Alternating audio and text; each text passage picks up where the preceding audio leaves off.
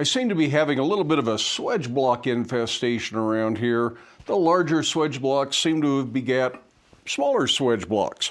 And while swedge blocks of all size are incredibly useful, some of the bigger ones get a little bit hard to maneuver. You pretty much have to have a stand for them. They don't want to balance up on your anvil. And they aren't always as convenient as you might like. This bigger swedge block I have here, which is nowhere near as big as some of them, is a lot of work to wrestle up and turn the edges up, so I almost never use this big swedge block with an edge profile facing up. I generally just use the holes in it. Very useful that way, but I could just have a big plate with a bunch of holes in it. The smaller swedge blocks are much more useful to turn one side or the other, and these are the ones I usually use if I just want to find one of the half rounds or V profiles, something like that. Most of them also have bowl, spoon, ladle swedges in them. Again, very useful. But really, if you're just setting up shop or you have limited space, can you get by without these bigger swedge blocks? Well, of course you can. And that's where some of these mini swedge blocks that I seem to be acquiring quite a collection of come in. I think I've got, 5 of these things now from various manufacturers, different profiles. And these are incredibly useful. You can set them up on your anvil. You can put them under the fly press, under a hydraulic press. I've seen some people even using these under a power hammer, although I think for a power hammer, I'd make sure it had a bracket to hold it in place. But it's these mini swedge blocks that I want to talk about today. These mini swedge blocks aren't something that I ever had or ever really thought I was going to pick up. I guess I had seen them around at times, but I hadn't really thought about it. And then the folks at Atlas Knife and Tool sent one that they sell along with some of the other stuff they were sending out for us to try out. The swedge block wasn't really part of what they were asking me to review. It was just something they included as a thank you gift. But it was one of these Derek Melton blocks. I think it was this one. Derek Melton makes 2 versions, and Atlas Knife and Tool is a dealer for those. In fact, I think they might actually be the ones facilitating the casting of the blocks along with the Atlas Knife and Tool anvils. Then after they sent this swedge block, Oaklawn Blacksmith was sending an anvil out for us to take a look at, and Andrew sent out his little mini swedge block. This is a little bit smaller than the Melton block, but it's a nice little block, has some very useful profiles on it, and lots of little small spoon gouges. Might be really useful for jewelry work, things like that. Some of them are great for setting rivet heads. It just depends on what it is you need to do with a little swedge blocks. But all of these shapes are just possibilities that you may not need today, but someday you're going to say, oh, I have just the thing. Since I had one of the 2 Derek Melton blocks, I ordered the other one directly from Derek Melton. You can order these off of his website. And this has some nice deep swedges in here for doing ladles and things. This one is a perfect size for a coffee scoop.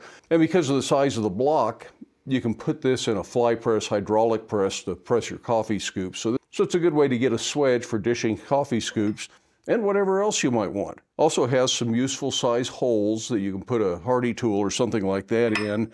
If your anvil has a big hardy hole like mine does, and you have a 1-inch shank, and you'd be able to hold the tool a little bit more steady. These blocks will still move around on the anvil, but it does help. And of course, if you're looking at new swedge blocks of any kind these days, Holland Anvil is a good place to look. They make a big variety of swedge blocks, including their little version of the mini swedge block that has a bigger ladle. This is more of a soup ladle size, as well as a few spoons. And they all have a variety of things around the outside. They are all just a little bit different. None of these blocks is exactly the same. Since I found myself kind of in a collector mode a while back, I also ordered one from Pay Tool. This one made by Iron Mountain Forge. They make hammer eye drifts, tomahawk drifts, things like that. So they also make a little swedge block. I have to say that of the 5 mini swedge blocks I have here, this is probably the worst casting of the bunch. It's got some good potential, but I'm going to have to do more cleanup. And the truth is, all of these need a little bit of cleanup. They all have sort of sharp edges. They're all sort of rough on the inside. This one, you can see where the mold came together all the way around it. And all of that's going to need to be ground out inside the depressions. How smooth you make these just depends on what you're working on. If you're using something like this to do coffee scoops in, You probably want this very smooth on the inside, especially if you're doing copper coffee scoops. If you're doing forged iron and you don't mind some texture, it probably isn't as important to smooth that out. But you also want to make sure you round the corners. It's really easy to gouge your work. And in fact, the melting blocks have been surface ground, so they're nice and smooth on the top and bottom of them. But that also means that there's a really sharp edge here. So I'm going to relieve all of these edges. I'm going to clean up the depressions that I think need to be cleaned up. Really, the melting block is probably the smoothest of the bunch. When you actually get down into the depressions, it's just that sharp edge, and then making sure that the coffee scoop is as smooth as you want the outside of your coffee scoops to be. This block also has one flat side on it. That way you can use this as an edge if your anvil has edges that are all broken down and you need clean shoulders. You can radius this as appropriate. Maybe just barely knock the corner down on one side so it isn't sharp and doesn't chip. Maybe radius the other side a little bit more, and then you have two options for creating shoulders at the anvil. So I'm going to move over to the bench, and with a die grinder, maybe an angle grinder, we're going to clean some of this stuff up. I'm not going to worry about doing all of them right now. Once you see sort of what I'm using, you're going to understand the process, and it's just up to what tools you have and what degree of finish you want in your shop. A lot of this can be done with a file if that's all you got. Well, I might use a flap disc on an angle grinder for some of this stuff. Mostly I'm going to use smaller die grinders or even a small rotary tool, kind of like a Dremel. I bought this one several years ago just for cleaning up a Swage block. I really liked it, but I wished it had come in a straight version. Then somebody commented on the video where I talked about wishing it came in a straight version. They said it does. So I looked and I was able to find it. Don't know why I couldn't find it when I bought this one. So now I have both, and it's a nice combination of tools. For coarser abrasives, I have these little Victograin discs. They're a furred disc, and they have a little quick connect on their combi disc, I think they call it. And that is just kind of a quarter turn onto this little arbor, which of course you have to buy separate. And they come in a box of 100, so I've got plenty of these to work with, even if they wear out kind of fast. Although the other Victograin stuff I have doesn't wear out that fast. Then I've got an assortment of little flap discs, both fairly flat ones and curved ones. Of course, these use a different adapter. These are a roll-lock, but they also go on a simple little arbor, so they go on just the same thing, just a couple of quick threads. And I also have some Scotch-Brite, so for the final cleaning up, I can go to Scotch-Brite. Little flap discs came from Benchmark Abrasives. I'm not sponsored by any of these companies.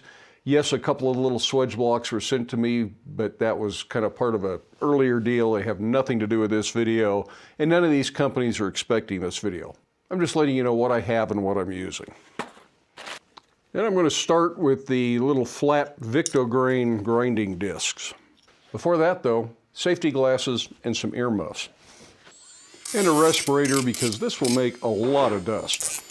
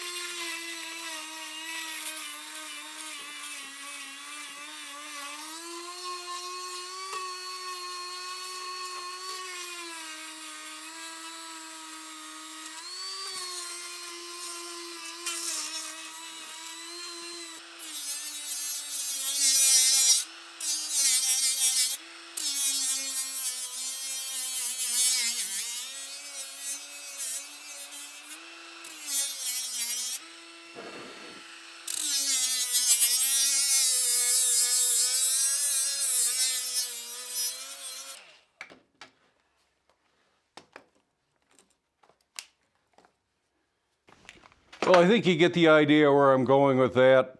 I'll probably spend close to an hour on each one of these swedge blocks. Yes, it would be nice if these came from the manufacturers, completely finished, all dressed, high polish maybe, but there is so much work in this that I think that would up the price to the point no one would be able to afford these, or at least they wouldn't be willing to pay the price. So it's just something you have to accept when you buy a swedge block. You're probably going to have to do some dressing on it. It goes for the larger swedge blocks that are being made new now. Although the larger the depression, the easier it is to find tools that fit. Having to use a little rotary tool, all of the abrasives I can use on that wear out pretty quick. File might actually last longer and be almost as fast. Now, in spite of the amount of work it takes to clean up some of these little swedge blocks, you have to do the same thing even with larger swedge blocks, and I think these have some real potential. They're easy to store. You're not going to give yourself a hernia or a backache moving these around the shop if you need to put them somewhere. You put them on a shelf, put them on the floor under the forge. You can set them up on the anvil to work with them, and they have lots of potential. There's all sorts of useful shape in each one of these things. If you're on a budget, these are way more affordable than buying a bigger swedge block. I'll leave links to all of these manufacturers down below, as well as some links to some of the products that I was using. Some of the abrasives will be affiliate links, but I don't have any kind of a deal with any of these folks. I just like supporting the people who are making tools for blacksmithing. Now, these will jump around on the anvil a little bit. That's just sort of inevitable if they're just sitting up here, but you can deal with that if you're careful. Although I'm thinking about making a little cradle, so one of these will fit in that and have a hardy shank so that it doesn't move around. And that way I could swap out whichever one I want in that little cradle or holder, whatever you want to call it. And I should be able to work with them because some of them are smaller. I might need some clamping or wedging mechanism or something to hold them in place. And then maybe a separate little cradle that holds them up on edge. I think one to hold them on the flat and one to hold them on edge will work out just fine. These would be great on a stand if you have room in your shop to build a stand, something with a wide base so it's not tippy, but you could probably put 3 or 4 of these up on a stand. In fact, I think Roy over at Christ-Centered Ironworks sells a stand. It's a pre-cut set of parts that you can assemble that is designed just to hold these things. So that might be something worth having. But in my shop, these things are easy enough to store on a little shelf underneath the bigger swedge block, so they're always handy, always with the swedge blocks, and they're easy enough to just put up here. If I make the little cradles and holders for them, that'll be even better. Now, I do want to thank each and every one of you for taking the time to watch today's video, with a special shout out to my channel members and my Patreon patrons. Channel members receive early access to the videos, while Patreon patrons not only receive early access, they receive the videos ad-free over on Patreon. So if you're tired of the annoying ads on YouTube, you might want to check out Patreon. If you'd like a little bit bigger swedge block, this is one that I purchased from Holland Anvil several years ago. It's been a really good swedge block. I think it's a 50-pounder. They have 3 similar sized swedge blocks, as well as the mini swedge blocks, and some weighing considerably more. They have a huge assortment of swedge blocks. I'll link to the video where we worked on this swedge block right down here. In the meantime, I hope you have time in your day to get out to your shop. Make something, stay safe, wear your safety glasses. We'll see you for the next video.